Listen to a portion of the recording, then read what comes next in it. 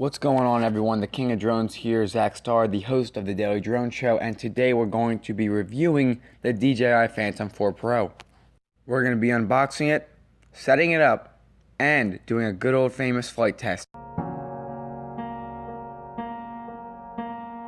going to take it out of its box now. It comes in this nice styrofoam case, and this is actually what it comes in. Yeah, it comes like this, and it fits perfectly molded for everything I need, and you have no need to buy an extra hard shell case unless you're going away on travel, but if you're just using simple transportation, this works great. So let's start by taking it out. There's a metal latch up here. I'm going to just pull that up. I'm going to rotate it counterclockwise, bring it down like this. And I can pull it up like that, and as you can see, the body is in there. We have the drone itself, remote controller, some wiring on that side, and we have our bag of propellers right here. So let's dissect this and let's take a look at everything that's inside. Alright, so now let's take a look at everything that was in the box. Now remember, I have unboxed this before, so I have used it now. And of course, I have flown it, I love it, so that's why I'm doing a review now. We have our bag of propellers right here. It comes in two sets, it's a nice gray bag, reads DJI on it. And again, two sets of propellers, so we have a total of 8 propellers. As you guys can see, very nice material. Feel nice and thick. They have the black cap ones and the silver cap ones. This cable is my own, but they do give you a cable that you can use on your Android phone to plug into your controller, which we're going to go on to right now. You have nice antennas right here. You just put them out like that. Right here, this is it's not a cover. It's actually for either to hold your phone or tablet. You can press this button right here to get it to go up, as if. And the buttons here are nice and easy to control. That's how you start the motors: up, down, rotate, forward, backward, side to side. Power button right there, battery percentage, and of course the return to home button. Now, the drone itself. The drone itself is a really, really nice drone. The body is made of magnesium alloy, very nice and powerful, very strong and sturdy to the touch, feels like a really solid drone. The motors themselves are a little elevated so it doesn't get in the way of the camera, and that works really well when you're in positioning mode. Not the fast mode though, it does show up a little bit, but it's not a big deal. It doesn't show up like the other drones do.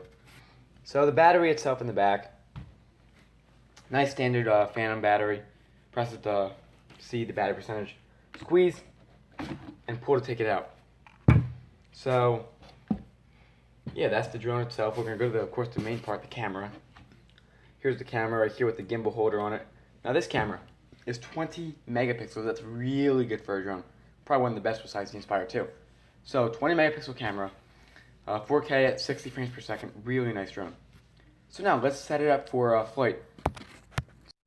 First, what we're going to do is install the propellers. These are called self-tightening or pressure fit propellers. This is a silver cap one, so it's going to go on the one without dots on it, and I'm going to show you what I mean in a minute.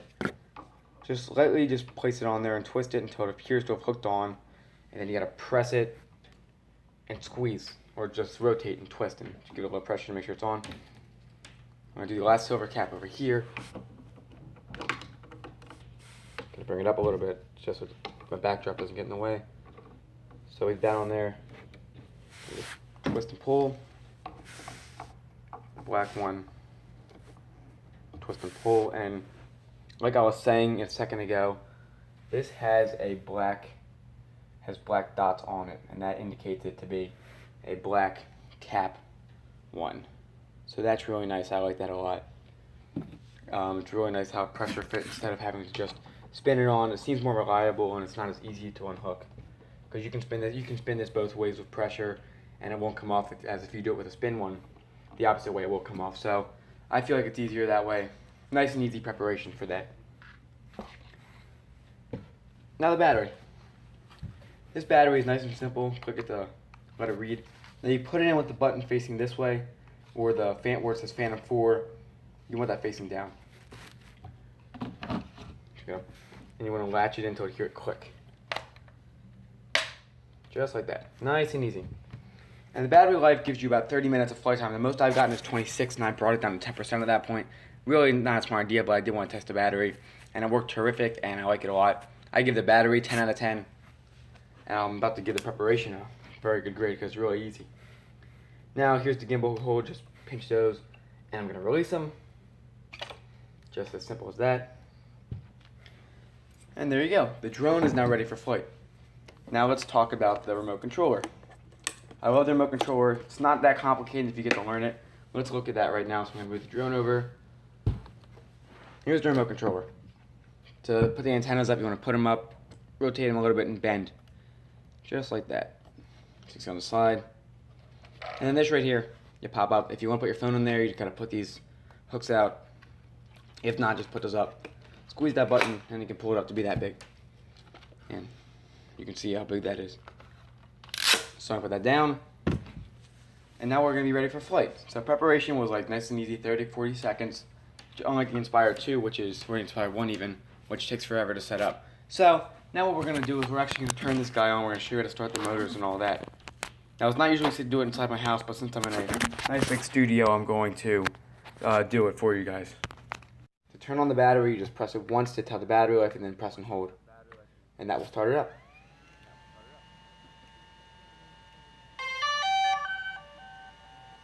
Nice and simple like that. And now the battery, the remote controller, you press it once for the battery life, and then press and hold, and now it's on. So I'm not going to fly it in my house, but as you can see, that's the setup. The back lights are going to flash different colors based on the status of them. And then you'll connect it to the DJI Go app. Now we're going to go outside now. We're going to be doing a classic test flight. But let's just do a recap quickly on the drone and if you should buy it or not. So in conclusion, obviously we're about to go out for a test flight, but in conclusion, it's a really nice drone overall. The remote controller gets an 8 out of 10, a 9 out of 10. For its ease of use and all that, but the return to home you got to press and hold twice, so sometimes it's tricky if you're in a tricky situation, you're trying to rapidly get it to return to normal, so that might be a little bit of a downside, but overall it's a safety feature. I like it a lot. The back of the system, obviously you have the camera control wheel, you have the modes, record, pause buttons, and exposure setting now is a new one on there. Overall that gets a 9 out of 10. Design of the body gets a 10 out of 10. I love the design of it. Such a classic, amazing design. And the magnesium alloy is really nice feel on it. And one thing I did not mention is the obstacle sensing system. On all of its sides it says obstacle avoidance, and it will break itself. It will stop itself to not crash into anything. So I like that a lot. It's really good, works really well. Very tested, very well working. I don't recommend you go out there and just fly it right into a rock or anything like that, but it is nice to know that you have that, especially for a beginner. So in conclusion, again, we're going to go test the camera. We're going to go set it up. The setup is nice and easy. I give that a 10 out of 10. Really nice setup for transportation and all that. The box, I like the installation, unboxing, and all that. So now, is it worth the upgrade from the Phantom 4 Standard to the Phantom 4 Pro? Now, that's a much different question than is it worth it from either no drone or a little bit of experience with a drone to a Phantom 4 Pro? Obviously, the answer is going to be... Obviously, if you don't have experience with one, you want to get a cheaper drone to fly with. But I do recommend getting this one if you do have the minimal experience. Now, if you have a regular Phantom 4, unless you're a professional photographer, unless you're a someone that needs like very high-end aerials, you can stick with your standard Phantom 4. Obviously, the range is longer on this one if you need that. Usually, you shouldn't go out in the visual on a sight, but if you do like to go long range, this one's definitely for you.